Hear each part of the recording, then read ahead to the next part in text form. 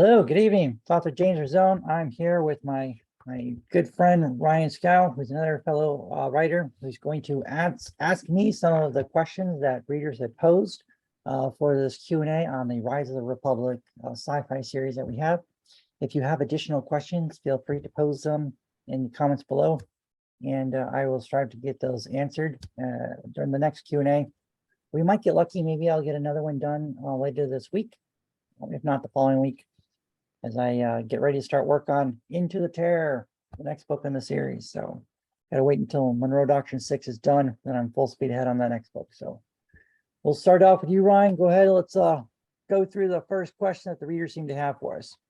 All right, so the first question is posed by Jayant Bavasar. I hope I pronounced your name right. I'm sorry if I didn't. The first question is, when will we see the alien races created by the readers introduced into the series? That is a good question. So the first one we saw was introduced to us in Into the Breach. That was our Pharaonis character. They are the demonic looking aliens or ants. Let me see if I can find a picture of that one. But kind of scary, kind of creepy looking creatures that we suddenly found ourselves having to fight. So that was the first one we're going to see. As to which ones will be next, now that's a really good question. I'm not totally sure which ones we're going to see next, namely because I haven't really figured it out yet myself. I'm hoping to have that figured out here soon. I got to start work on Into the Breach next, or no, Into the Terror is the next book. When I have that done or figured out, then we will start introducing some of those. But yeah, it's going to be kind of interesting to see what the readers have come up with. You know, one of them had the Ant Society, where, you know, I'm trying to find a picture of them. They're quite freaky looking, actually. But it's an interesting idea, letting the readers kind of come up with what they think would be a neat looking alien to have to battle and have to deal with. And so I thought that was kind of a clever idea by letting them kind of come up with that aspect and do some of that. And then people come up with some really cool ideas. You know, why should I be the only one to come up with it? I mean, yeah, I'm making the story, but I can allow the readers to be part of this by coming up with their own aspects of it, helping to build the society that these you know, aliens are from, and what that kind of looks like, and kind of be a part of what we're building. And I think that's a little more fun, especially as a reader, because you get to be involved in actually designing and creating some of these things. So in the future, we're actually going to have readers helping to create a Republic Gazette. So that'll be kind of cool to see, you know, how that works out, what they all end up coming up with. I think it's going to be pretty neat. I know here it is. I found it. Pull up some of these here. Yeah, let me here's one of them. This is one that we kind of thought we wanted to this was one of the images, kind of freaky. So I think it was kind of our main image we were going for when it comes to the Pharaonis and what they kind of look like. That's what I was kind of basing off of. I had a few other images that were pretty freaky looking, you know, but some of it had to keep a little bit of realism to, you know, how would they actually be a spacefaring society? Actually, I think it might have been this was the one we might have gone with here. So, but yeah, it's fun bringing them in and having them come up and submit some ideas on what they think would be a neat way of being able to have that involved in the series. You might want to post those up if you're inclined to somewhere on the site, just because I think you screen shared with me, but I don't think the viewers got that. Oh, well, we'll see. Now I think they give you a screen share maybe, but if not, I'll definitely post them up on the Facebook page. All the more reason, join the Facebook group page. Yes, lots of good stuff there. So the second part of the question is, if and then when will the collective make an appearance in the series? I'm assuming you just answered that, correct? Yeah, so good question on the collective. I don't know if we're going to have the collective necessarily appear in this particular series or not. So okay, the way we've kind of crafted and designed this thing is we have Rise of the Republic. So this is when the humans become a spacefaring society, start meeting and encountering alien races, and then lo and behold, we just end up being some of the meanest, baddest, down and dirty fighters that aliens have ever encountered. And as we start absorbing new technologies and being given technologies, we're just more vicious and even deadlier. Yeah. So we find ourselves suddenly in charge of the military aspect of the alliance, and just start really taking the fight to the enemy. So it's about Rise of the Republic, the Republic really coming up. The next series that will go above this one will kind of be a continuation where this ends. And so we have a certain arc we're going to hit, and it'll be hard stop. Then we'll fill in some of the spin-off series, which I know is another question people were asking about. And then we'll start the next arc of the series. And it's in that second one that we're going to really see a lot more of the collective and the that whole the Legion and all those other factions that we talk about. One of the other questions that that was asked was, when we're going to see more of the proper human designed warships, and not just the hybrid class that is being introduced now.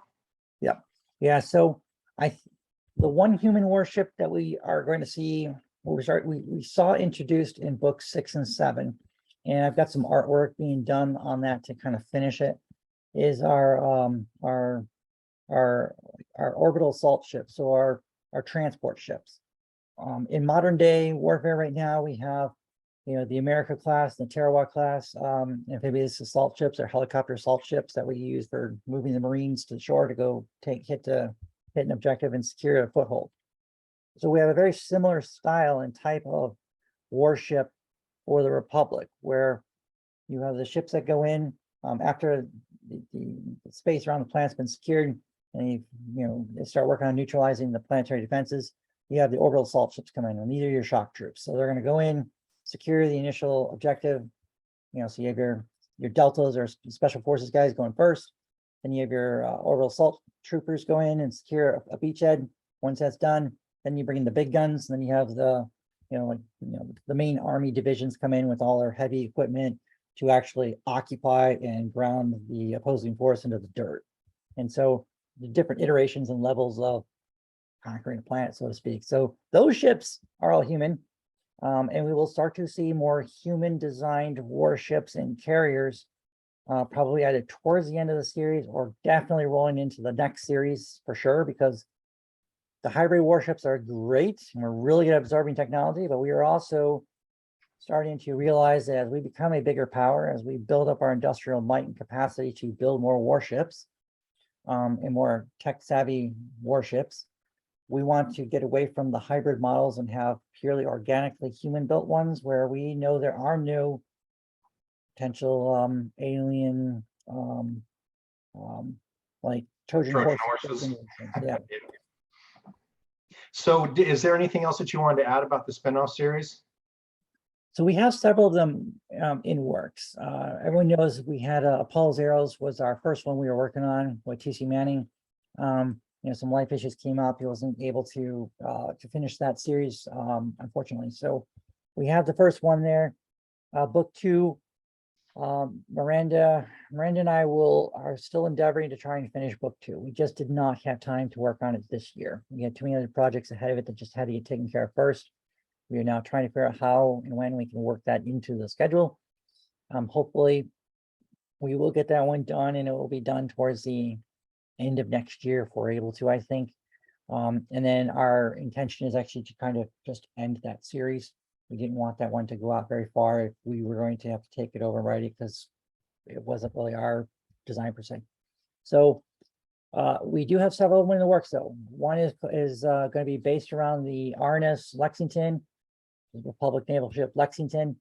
That one's going to actually start out initially as like a battleship, then it evolves into an actual super carrier, just like the carrier Lexington from World War II onwards. So some of the spin-off series that we're designing and working on are going to all be based and modeled around historical warships, squadrons, infantry divisions, and airborne units. And so that's kind of our design, is bringing historical military units that we all recognize and know today and have affiliations with forward into the future, because our timeline For like Into the Breach, it's like 21, I think 2106 or 2112, somewhere around there. So we're not that far off in the future when you really think about it, because today's 2022. We're not even 100 years into the future. So a lot of these units, America was reformed into the Republic to keep the units around and the historical lineage and all that stuff. So it's still there. But we want to bring a lot of those forward. So I know that's one is Lexington. We have the 101st Screaming Eagles, 1st Marine Division, the Bloody First, 1st Infantry Division. We'll probably see a return of the Rangers, maybe the Kitty Hawk, Iowa, Missouri, or New Jersey for some of the battleships and other carriers that might get brought in. So we have to wait and see which ones will happen next and who all is going to be writing them. I'm not going to write them all. A couple of our mentees that we've been working with are kind of deciding which ones they want to work on. And, some of my mentees want to work in the sci-fi and some want to stay strictly in the thriller lane or alternate history lane. So kind of wait and see how it all shakes out, but we'll have a lot more of that this spring probably. Perfect. Can you share the winners and the other alien race creations that came close to winning the competition for the new alien races? And this particular reader would love to read the perspective or hear the perspective of others and, kind of how they approach the question. Sure. So the Griffins is probably one that we mentioned that Into the Breach. We gave a visual description of them, but we didn't actually introduce them in a fighting capacity.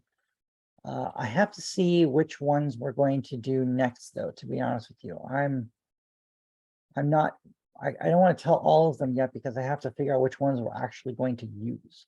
A number of people submitted them. I haven't really determined which ones are actually going to make it into the series just yet. And as I do, though, I will reach out to those people specifically to probably get more details or more information from them on that. As for, how they approach it, everyone kind of approached it slightly differently. Some were very detailed and submitted like 10, 6 or 7 pages worth of detail. Some gave us just, a page and a half or 2, which was fine as well. Just a rough outline and idea of how it would happen. It was definitely interesting reading everyone's perspective and seeing what they all thought. It really was quite helpful as a writer because it gave me some new ideas and angles on how I could pursue writing into the series, but also maybe making it better and expanding on it and figuring out how to rope them in either as a member of the Republic or of the our Galactic Empire Alliance, or over on the enemy side, because some of them are actually going to make them an adversary, like we do with the Piranhas. I think that was kind of a cool way. So it wasn't just the Zodarks all the time or the Orbots. One of these really cool, badass enemy races that our readers created. Yeah, it's kind of fun that way. Perfect. The next question comes from James Byrne, unless you want to add anything to that. And his question was, where did the idea concept for this series originally come from? In other words, how did you generate these ideas? So good question. So let's see. I was knee deep in hand grenade pins and magazines as I'm writing the end of the Fallen Empire series, right? So our military techno thrillers are very research intensive. There are a lot of details and it has to go into those things. And when you're writing about, a war and you're going to tell a story about some Norwegian military unit or a German military, the Schnellkraft Division, which is a blend of the Dutch and German armies together, or the Chinese that we write about a lot, or, all these different organizations and groups, right? You have to spend a fair bit of time actually researching that military out. What equipment do they use? What are the caliber of the weapons that they use? What is the effectiveness of the different vehicles and missile systems, and how does it all work? That takes a lot of time. It's just very intense research efforts to do that and to get those details right for these really cool epic war books. It's kind of taxing too. And it gets a point where you're just like, oh, I just need a break. But you still need to keep writing because it's your job and you got to keep the stuff going. So for me, I'm an avid sci-fi reader. I love reading sci-fi. I read quite a bit of it, and I've just never written it though. And so I decided, why don't I just take a break from some of this, heavy research stuff? Let's write what I enjoy reading a lot of, because in all the military thrillers, technical thrillers we write, I always look and say, what is currently being written? Where's the gap? Like, what are they not writing? Yeah. And on the military side, it's real obvious. Everyone loves to write about Navy SEALs, Rangers, Green Berets, all the high-tech whiz bang special ops type stuff. And it's all usually small unit stuff. But nobody likes to write about the big wars. Epic. Tom Clancy did his Red Storm Rising series. There's one book. He did that. There's only one book. We had Team Yankee was another really good one. But even Team Yankee was really just following a tank platoon and a company. And those are all great. And they're really neat to see these force on force battles where you have tanks versus tanks and aircraft and helicopters. And the last 19 years have been shaped with the war on terrorism and all this small asymmetrical type fights and things that we've got going on. So there hasn't been content to fill that void of big battles, big wars. And that was something we dove into and everyone loved it. Well, I look at sci-fi and it's like, well, what is nobody doing?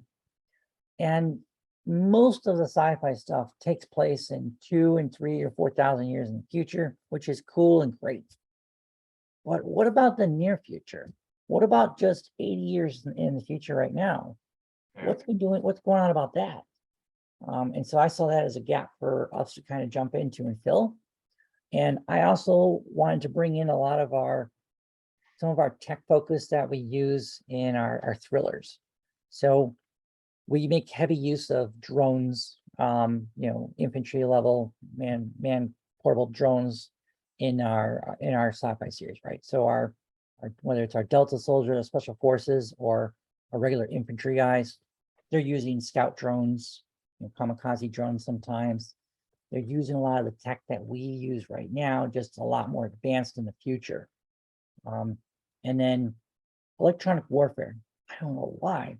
A lot of writers don't put that in their sci-fi books, but that laser or phaser, whatever weapon you're writing about and using, that thing doesn't work if you can't lock onto the ship you want to blast. And use electronic warfare, jam them, pop the frequencies, you just keep it distracted, and then come up with other types of ways to deflect and defray the lasers. Because at the end of the day, lasers are light frequencies and stuff. So there's ways to deflect that. All kinds of different cool ways of being able to do that. And not a lot of sci-fi writers put that in. I don't know why.